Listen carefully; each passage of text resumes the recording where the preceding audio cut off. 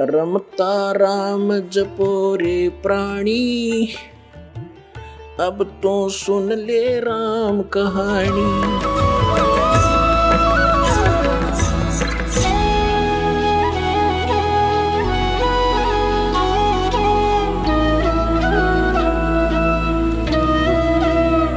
तो इस प्रकार गरीबदास साहिब जी को परम पूज्य परमेश्वर कबीर जी ने सर्व ब्रह्मांडों की रचना का ज्ञान कराया। बच्चा बड़ा ध्यान से सुन रहा है और फिर प्रेरणा हुई कि हे परमात्मा, आप तो समर्थ हैं। जब आप एक कंवारी गाय का दूध निकाल सकते हो मालिक, आप सब कुछ कर सकते हो। छोटे से बालक का हुआ, बहुत बड़ी बात खटक गई उसका और कहा परमात्मा मुझे अपना गांव दिखा दो, आप कहाँ से आए हो, मुझे भी ले चलो एक बार आपके गांव में। और गरीबदास साहिब जी ने पूछा कि प्रभु, ये इतना स्वादिष्ट दूध मैंने कभी नहीं पिया। दूध डेली पीता हूँ मैं, लेकिन जो दूध आज इस कंवारी गाय से मुझे प्राप्त हुआ आपकी कृपा से, ऐसा स्वादिष्ट दूध मुझे कहीं नहीं मिला। तब परमात्मा ने कहा बेटा, ये यहाँ के लोगों का दूध नहीं, ये मेरे गांव से दूध आया था, सतलोक से। हे परमात्मा, जब वहां का यहाँ कैसे पहुंचा, ये मेरी शक्ति का काम है। तब कहा मुझे भी एक बार आप ले चलो वहां पर। तब परमेश्वर ने उस आत्मा को साथ लिया, ब्रह्मा विष्णु महेश का स्थान दिखाया, उनकी सतीथि से परिचित कराया। यहाँ के न्यायाधीश जो सबका लेखा जोखा करता है, सबको दंड देना है या कोई स्वर्ग प्राप्ति करवानी है, जहाँ सबका अकाउंट होता है, वहाँ पहुँच गए गरीबदास जी को लेकर के। जो ही परमात्मा कबीर देव जी जिंदा महात्मा के रूप में, जिंदा संत कैसे होते, मुसलमानों के अंदर होते हैं, एक ओवरकोट सा पहनते हैं, एक काला सा ओवरकोट पहनते हैं घुटनों से नीचे तक का, और एक कच्छा पहनते हैं घुटनों से ऊपर तक का, और एक काला सा टोप ऐसे लंबे से ढंग से बना करके चद्दर का। वो ऐसी वेशभूषा वाले को जिंदा महात्मा कहते हैं। और परमात्मा जब भी जिस आत्मा को मिले इसी वेश में मिले हैं। जब वहां पहुंचे तो परमात्मा धर्मराज के दरबार में, यहाँ के चीफ जस्टिस के दरबार में पहुंचे, 21 ब्रह्मांड के।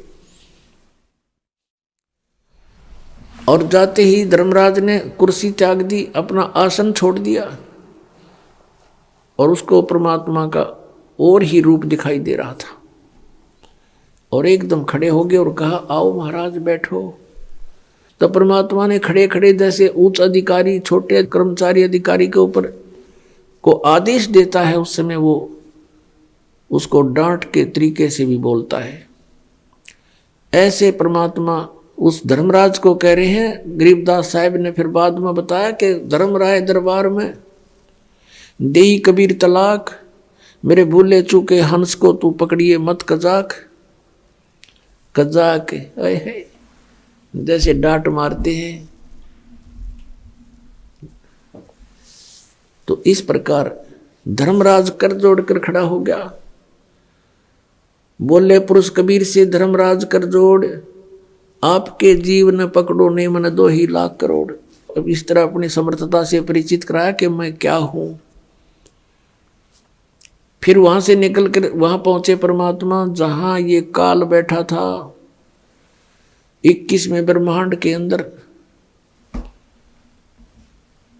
और जहां से सतलोक जाने का एक रास्ता है, वहां ये चौकस रहता है कोई प्राणी इधर से निकल ना जावे। और जो ही परमात्मा वहां पहुंचे और परमेश्वर ने गरीबदास जी से कहा कि बेटा देखना, ये है वो काल भगवान, वो बैठा काल, और ये कभी किसी के सामने नहीं आता, इसने प्रतिज्ञा कर रखी है। गीता जी अध्याय नंबर 7 के श्लोक 24-25 में ये कहता है, अर्जुन श्री कृष्ण में प्रवेश करके बोल रहा है कि अर्जुन, मेरा ये वास्तविक रूप है, विराट रूप। जैसे 11वें अध्याय के 47, 48, 32 और 21 में अर्जुन भी उसको आंखों देख करके विवेचन करता है, बता रहा है, और वो खुद भी कहता मैं काल हूं और अब प्रगट हुआ हूं और ये है असली रूप मेरा, जिसको देखकर अर्जुन जैसे योद्धा भी कांप रहे थे। तो ये 7वें अध्याय के 24-25 में कहता है कि अर्जुन, मैं अपनी योग माया से छुपा रहता हूं, मैं कभी किसी के समक्ष नहीं होता अपने इस ओरिजिनल रूप में जो मेरा काल रूप है। तो वहां वो अपने काल रूप में बैठा था। परमात्मा को देखकर वो एकदम चौकस हुआ कि कौन आ गया इधर। तब परमेश्वर ने कहा, देखना बेटा, ये किसी को नहीं जाने देता इधर से, चाहे ब्रह्मा हो, चाहे विष्णु, चाहे शिव, यहां नहीं आ सकता, किसी की हिम्मत नहीं। और मैं ईब सतनाम का जाप करूंगा, एक सतनाम मंत्र है 2 अक्षर का, उसका जाप करूंगा और देखना ये कैसे हो जाएगा। अब परमात्मा ने लीला करनी थी, 2 अक्षर का नाम वो सतनाम जाप किया और एकदम नीचे को गर्दन कर ली, नहीं तो यूं ऐसे आंकड़ा बैठा था, कौन आ गया, एकदम नीची गर्दन होगी, यूं विवश हो गया उस मंत्र के जाप के सामने। और कबीर साहब ने उसके सिर पे पैर रखा और कहा, आजा बेटा, चल ऊपर को। अब क्या बताते हैं कबीर साहब, जैसे फणपति मंत्र सुन रखे फन सकोड़ी, ऐसे बीरा मेरे सतनाम से यू काल लेवे मुंह मोड़े। ये सतनाम इतना प्रबल है 2 अक्षर का कि जैसे फनपति, फनपति माने सर्प, सांप, और ऐसे फन फैलाए खड़ा हो और गारडू एक मंत्र बोल देता है सुपेरा, उस मंत्र के बोलते ही वो अपने फन को नीचे कर लेता है, सकोड़ लेता है, यानी इकट्ठा कर लेता है, फैलाया नहीं रह सकता वो, उसमें कोई क्रियाकरण की हिम्मत नहीं रहती। परमात्मा बता रहे हैं कि ऐसे मेरे सतनाम के सामने यू काल मुंह मोड़ लेता है, झुक जाता है। जैसे फनपति मंत्र सुन राखे फन सकोड़, ऐसे मेरे सतनाम तयू काल लेवे मुंह मोड़े। अब ऊपर जाकर के जब क्या देखा, सतलोक में प्रवेश किया 12वें द्वार में। अभी तक हमने 10वां द्वार सुना था, क्योंकि इनकम्प्लीट नॉलेज, इनकम्प्लीट, बिल्कुल उलट बेकार व्यर्थ का ज्ञान सुना हुआ था। ये केवल एक ब्रह्मांड तक की है ये 10वां द्वार, और 11वां द्वार है जब काल के 21 ब्रह्मांडों को पार करके 7 संग ब्रह्मांड इस अक्षर पुरुष के उसमें प्रवेश करते हैं, वो है 11वां द्वार। और फिर 7 संग पार करके सतलोक में प्रवेश करते हैं, वो है 12वां द्वार। तो अभी इस शब्द में लिखा है, जैसा भी आपको सुना था, कि 12 मद महल मठ बोरे बहुर ना दे धरे रे, असंग जन्म तन मर्त्या होगे जीवित क्यों नाम रह रे।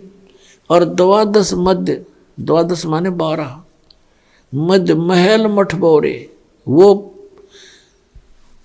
परमात्मा का वो परम पद, वो सतलोक, सनातन परम धाम वहाँ है वो मठ। मठ माने स्थान, जहाँ जाने के बाद बहुर ना दे धरे रे, जहाँ जाने के बाद साधक फिर लौट कर कभी संसार में नहीं आते, वो 12वां द्वार है। अभी तक ये जितने भी पंथ थे, जितने भी संत थे, परमात्मा परिचित संतों को छोड़कर वो केवल 10वें द्वार तक ही सीमित थे। वो काहे के सतलोक गए होंगे फिर, अंडरस्टूड है।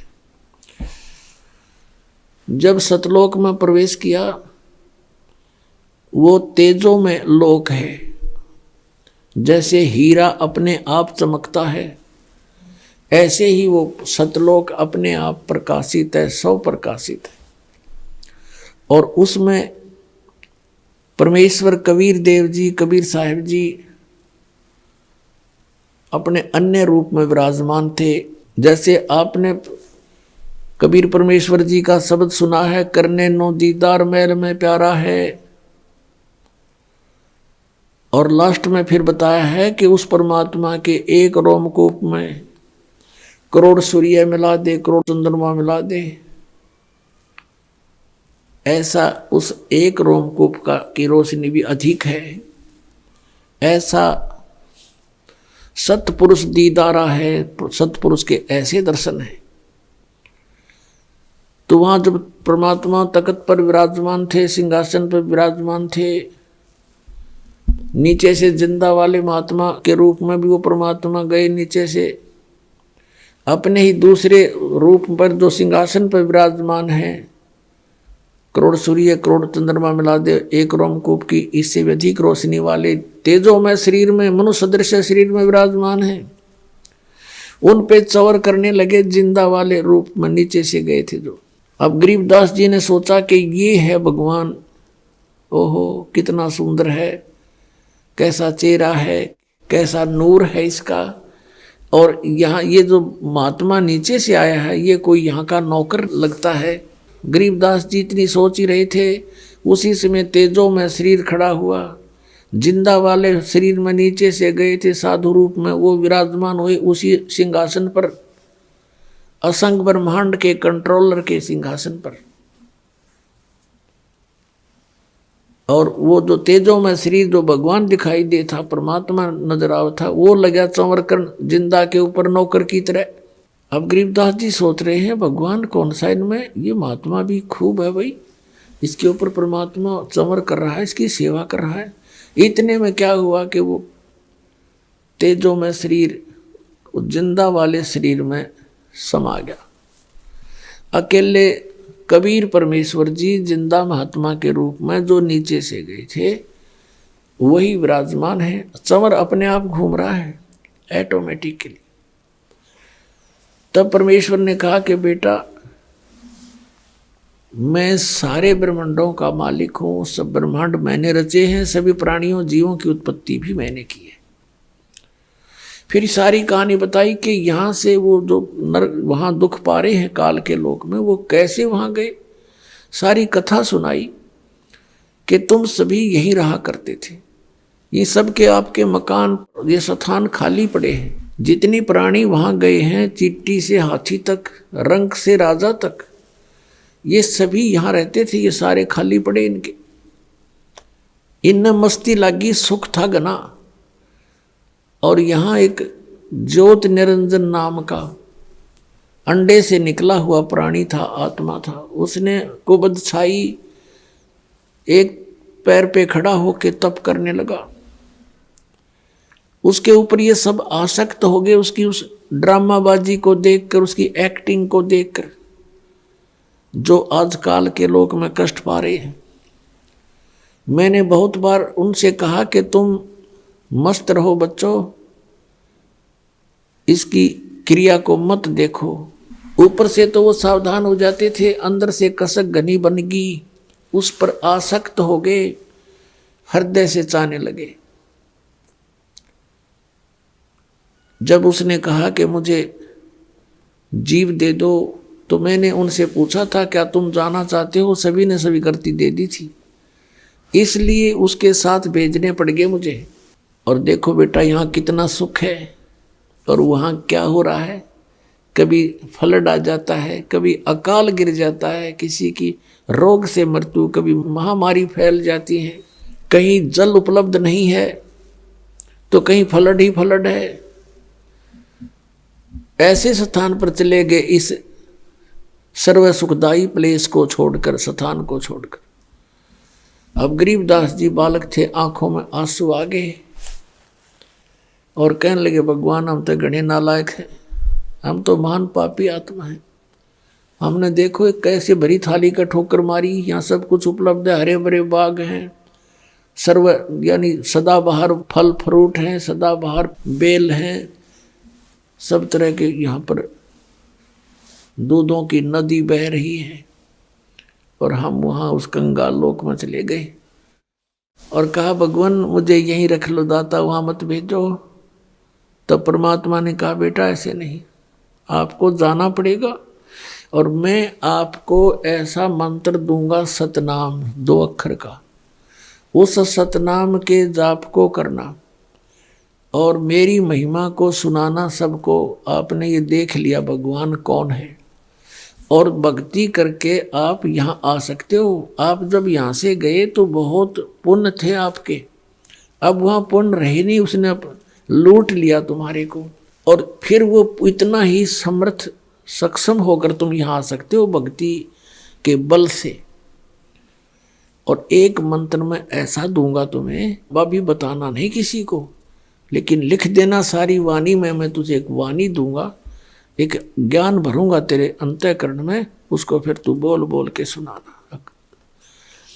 गरीबदास जी से कहा, बेटा आपको जाना पड़ेगा, आपके भाई बहन हैं, वो काल से भ्रमित है, उनको ये ज्ञान सुनाना अति अनिवार्य हो गया। तब गरीबदास जी ने कहा, जो आपकी आज्ञा प्रभु, मेरे साथ रहना मालिक। बहुत गंदा लोग है वहाँ, तो विचलित हो जाऊं कहीं मैं परमात्मा। परमेश्वर ने कहा, बेटा घबरा मत, मैं तेरे साथ रहूंगा। ज्यों बच्छा गऊ की नजर में, यूं साईं को संत, और भक्तों के पीछे फिरे वो भगत वत्सल भगवंत। अब उधर से क्या होता है, फिर बताया कि बेटा मैं 120 वर्ष बनारस में काशी में रहा हूं। 120 वर्ष में काशी में एक कबीर नाम से धानक जुलाहे रूप में लीला की मैंने। और मेरा उद्देश्य वहाँ था जनता को समझाना, तत्व ज्ञान बताना। और वो ज्ञान मैंने वहाँ लिपिबद्ध करवाया था अपने मुख से बोल के, यथार्थ ज्ञान। अब उसमें काल के दूत प्रवेश हो चुके हैं, उन्होंने उस वाणी को बहुत सा खराब कर दिया है, उस ज्ञान को। अब मैं तेरे अंदर वो ज्ञान पुनः भरूंगा, और आप वहाँ जाकर इसको प्रकट करना, और आने वाले समय में आपके भाई बहन आत्माओं को, पुण्य आत्माओं को काम आवेगा। अब गरीबदास जी ने ये बात बहुत अच्छी लगी।